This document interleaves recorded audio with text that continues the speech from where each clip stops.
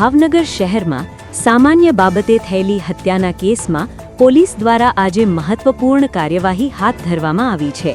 2 દિવસ પહેલા એક્ટિવા ન આપવા જેવી નાની બાબતે ઉશ્કેરાઈ જઈ સાહિલ સૈયદ નામના યુવકની હત્યા કરવામાં આવી હતી।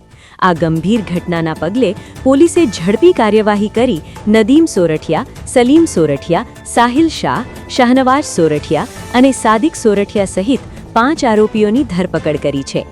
આજે પોલીસ દ્વારા તમામ આરોપીઓને કુંભારવાડા હાઉસિંગ બોર્ડ વિસ્તારમાં આવેલા ઘટના સ્થળે લઈ જઈને રીકન્સ્ટ્રક્શન કરવામાં આવ્યું હતું। રીકન્સ્ટ્રક્શન દરમિયાન ઘટના કેવી રીતે બની, આરોપીઓએ શું ભૂમિકા ભજવી તે અંગે પોલીસ દ્વારા સ્થળ પર તપાસ કરવામાં આવી હતી। આ કાર્યવાહી દરમિયાન મોટી સંખ્યામાં વિસ્તારના લોકો ઘટનાને જોવા માટે એકત્રિત થયા હતા, જેને પગલે વિસ્તારમાં થોડીવાર માટે ચકચાર મચી ગઈ હતી। મૃતકના પરિવારજનોએ પોલીસને કહ્યું કે હત્યારાઓને અમારી સામે મારો।